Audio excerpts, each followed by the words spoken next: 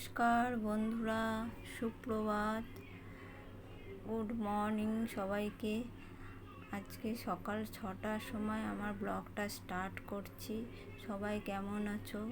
যেখান থেকে আমার ব্লগটা দেখছো, আশা করি ভালো আছো, সুস্থ আছো। আমি আজকে সকাল 6টায় ব্লগটা স্টার্ট করছি। আজ বৃহস্পতিবার। জানেন তো বন্ধুরা, বৃহস্পতিবারে সকাল কাজটা একটু বেশিই থাকে। লক্ষ্মীবারে সকালে উঠেই আমার, ওর জন্য আজকে সকালই উঠে পড়েছি 6টার সময়। প্রচুর সকালে আমার প্রচুর তাড়া থাকে।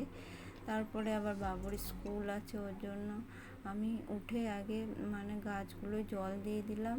আর এই যে আমাদের ওপরে যে ব্যালকনিতে যে টবগুলো লাগিয়েছিলাম, সেই টবগুলো গোড়াতে অনেক মাটি নোংরা জমা হয়েছে, তাই ওইগুলো সরিয়ে একটু ভালো করে বালতিতে জল এনে ধুয়ে দিচ্ছি।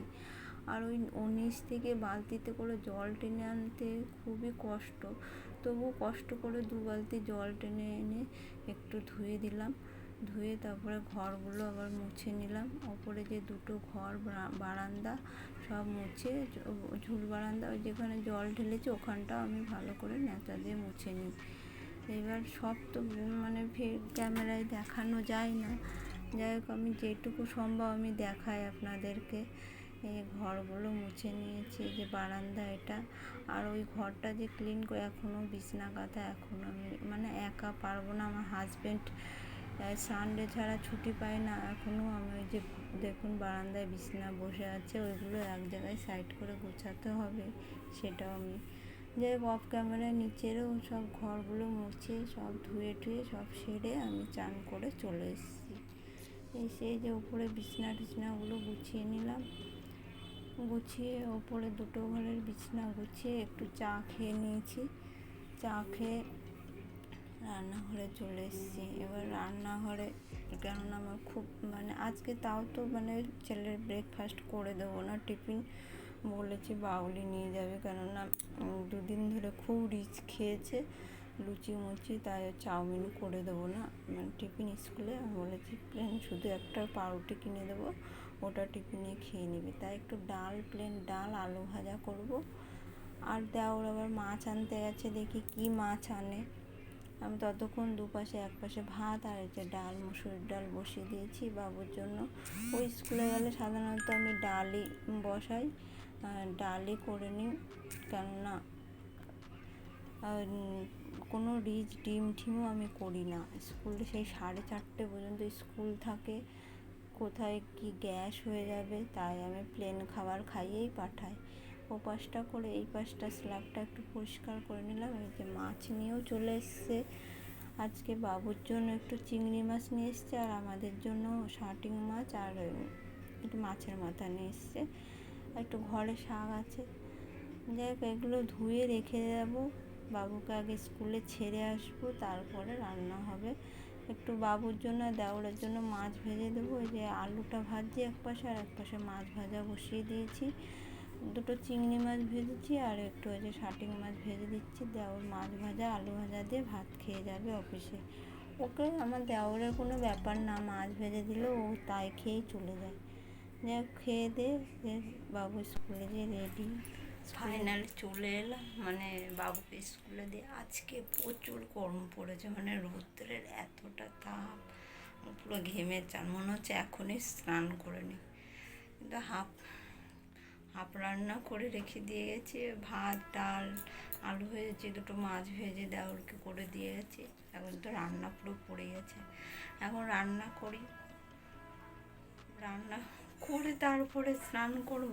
এমনি তো সকালে ঘর দর সব মুছে কমপ্লিট। আজকে বৃহস্পতিবার, আজকে সকালে আমার পুরো প্রায় হাফ কাজ হয়ে গেছে। রান্নাটাই মেন বাকি, এখন রান্নাটা করব।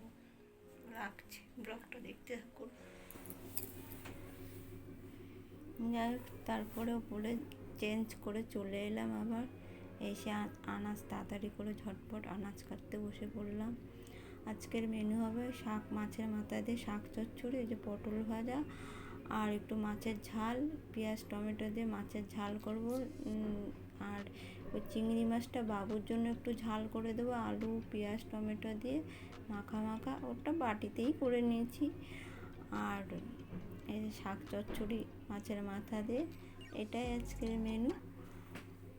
আর একটুখানি মাছের টক করব, মানে তেঁতুল দিয়ে। আমার শাশুড়ি তেঁতুল ছাড়া, মানে টক ছাড়া একদম খেতে পারে না, ঝাল খায় না। আমাদের জন্য মাছের ঝাল করি, তার জন্য তেঁতুল দিয়ে হোক, আম দিয়ে, মানে নিরামিষ হলে আম দিয়ে টক, আমিষ হলে তেঁতুল দিয়ে টক করে। এই যে সিলভার বাটিতে তেঁতুল দিয়ে, যে মাছ, এই যে কাঁচা মাছ একটু ফোড়ন দিয়ে তেলে দিয়ে দিলাম, একটু নেড়ে তেঁতুল জল দিয়ে দেবো, হয়েও গেছে রান্না। এই দেখুন, আমি দেখিয়ে দিচ্ছি আজকের মেনু। এই যে মাছের ঝাল, শাক চচ্চড়ি, আর ওই যে সাইডে এই যে শাক চচ্চড়ি, আর এই যে মাছের টক, আর এই যে বাবুর জন্য চিংড়ি মাছের ঝাল আর ডাল। এটাই আজকের মেনু। যাই হোক, রান্না কমপ্লিট। এবার রান্নাঘরটা আমি পরিষ্কার করে নেব। আর জানেন তো বন্ধুরা, মানে যদি আমিষ হয় না, প্রচুর, মানে রান্নাঘরটা ক্লিন করতে আমার অনেকটা সময় লেগে যায়। মানে বেসিন থেকে পরিষ্কার করা শুরু করে উনুন সব সাবান দিয়ে ঘষে, স্কচব্রাইট দিয়ে ঘষে, পাথর, মানে এই যে যে রান্নাঘরে পাথর সব আমাকে ভালো করে ক্লিন করতে হয়, কেননা মাছ রান্না করতে গেলে তরকারি ছিটকে যায় পাথরগুলোতে, ওগুলোও আমাকে ভালো করে ক্লিন করতে হয়। আর নিরামিষ রান্না হলে অতটা চাপ থাকে না, মানে ভাত হয়ে যাওয়ার পরে উনুন মুছে নিই, আর নিরামিষ রান্না করলে উনুনটা একটু কোনো রকম মুছে নিলেও অতটা মানে চাপটা হয় না নিরামিষে। কিন্তু আমিষে তো আমরা আঁশ নিরামিষ খুব মানি, মানে আঁশ হলে আমরা আলাদা তরকারি রাখি, আর নিরামিষ হলে আলাদা জায়গায় রাখি। মানে টেবিলে যে আমরা তরকারি রেখেছি ওইখানে কোনো নিরামিষ তরকারি রাখি না, এই পাশে যে স্ল্যাব সেই স্ল্যাবে আমরা নিরামিষ তরকারি রাখি। এমন মানে এরকম করে। আবার ভাতটাও আলাদা রাখি, ভাত মাছ মাংস ওদের সাথে ছোঁয়া লাগে না। এই যে ভাতের হাঁড়ি দেখেছেন, সাইডে করে নিচে বসিয়ে দিয়েছি, ওইখানে শুধু ভাতের হাঁড়িই থাকে, ভাতটা বেড়ে তারপরে আলাদা করে তরকারি বাড়া হয়। যা রান্নাঘর উনুন টুনুন মোছা হয়ে গেছে, এবার নিচটাও মুছে নিয়েছি। এইবার মুছে চলে এলাম কাঁঠালের পর্বে। দেখুন, এই যে কাঁঠালগুলো দেখছেন, এইগুলো কোথা থেকে এসছে জানেন বন্ধুরা?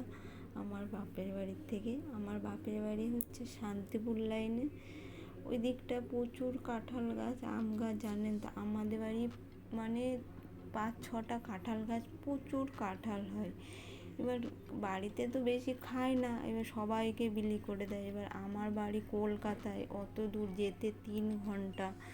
এবার আমাদের বাড়ি দিতে আসতে অসুবিধা হয়, মারও বয়স হয়ে গেছে, দাদাও কাজের চাপ, এবার দিয়ে হয়ে ওঠা হয় না। এবার জামাইকে ডেকে ডেকে তারপরে আমরা ওকে পাঠালাম। পুজোর আগের দিন, বিপত্তারিণী পুজোর আগের দিন গিয়ে 5-6টা কাঁঠাল নিয়ে চলে এসছে। এবার পুজোতে তো একটা কাঁঠাল ভেঙেছি, ওই মানে ওই থেকে কাঁঠাল ভেঙে সবাইকে মানে বাটিতে বাটিতে সবাইকে। আমাদের বাড়িতেও কিন্তু সেরকম খায় না, কিন্তু কাঁঠাল এত সুস্বাদু, যাকে দিই তার খুব ভালো লাগে। এবার অনেককেই দিয়েছি এরকম ভেঙে ভেঙে, কী করবো, নষ্ট করব। তারপরে যে একটু আমার মুখের রূপ, মানে একটু ট্যানটা অনেক দিন ধরে তোলা হয় না, তাই চলে এলাম। ট্যানটা মানে একটু বেসন, একটু টক দই, আর এই যে গোলাপ জল একটু নিয়েছি, আর একটু হলুদ, স্লাইড একটু হলুদ দিয়েছি, দিয়ে এটা ভালো করে মিক্সড করে আমি মুখে নেব। একটু বেশি করে নিয়েছি, একটু মুখে, হাতে, গলায় ঠলায় একটু ভালো করে নিয়ে নেব। মানে প্রচুর ট্যান পড়ে যাচ্ছে, রোদে যাওয়া আসা, এই যে বাবুকে স্কুলে দিয়ে আসা নিয়ে আসা, রোদের ভিতর যতই সানস্ক্রিন মাখো, মানে রোদের যা তাপ, আজকে তো আরও বেশি গরম, প্রচুর গরম আজকে। এটা মেখে নিয়ে, এই যে মেখে পুরো ভূত, দেখতেই পাচ্ছেন কেমন সুন্দর লাগছে আমাকে।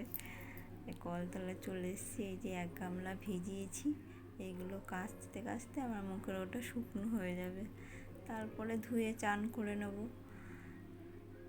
এই দেখতে থাকুন, আমি এই যে কাচতে চলে এসে দিয়ে চান করেও চলে এসেছি। এই মুখটা দেখুন, একটু মনে হচ্ছে একটু সফট সফট ভাব, আর কি বলবো।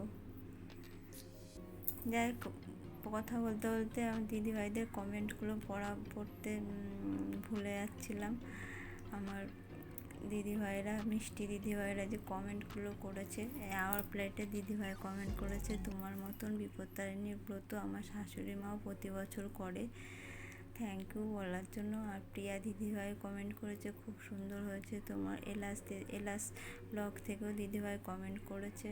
তারপর ফুড ব্লগার থেকে কমেন্ট করেছে একটা দাদাভাই, বলে খুব ভালো হয়েছে ব্লগ। থ্যাংক ইউ তোমরা পাশে থাকার জন্য, আমাকে একটু সাপোর্ট করার জন্য। এভাবেই আমার একটু পাশে থেকো, তোমরা পাশে থাকলে আমি একটু আরও উৎসাহ পাবো ভালোভাবে ব্লগ বানাতে। করতে করতে বাবু স্কুল চলে এসছে। বাবুকে খাওয়াতে বসে এই সময় একটা পার্সেল এসছে বাবুর জন্য স্মার্ট। জন্মদিনের গিফট দেওয়ার কথা ছিল, কিন্তু দেওয়া হয়ে ওঠেনি। তাই অ্যামাজন থেকে অর্ডার করা হয়েছিল, আজকে এসছে পার্সেল। ও তো খুব খুশি পার্সেলটা পেয়ে, যে এখন সেট করছে স্মার্ট ওয়াচটা। এই বলতে বলতে সন্ধেও হয়ে গেছে, খেয়ে এই পাঁপড় ভাজার থেকে সন্ধ্যের পর একটু পাঁপড় ভাজবে, শাশুড়ি খেতে ইচ্ছা হলো। যাই হোক, পাঁপড় ভাজতে ভাজতে আমার ব্লগটা এখানে এন্ড করছি। যদি আপনাদের ভালো লাগে একটু লাইক করবেন, আর ব্লগটা কেমন হয়েছে একটু কমেন্ট করে জানাবেন। নতুন মধ্যে সাবস্ক্রাইব করে পাশে থাকবেন। নেক্সট ব্লগে দেখা হবে। টাটা।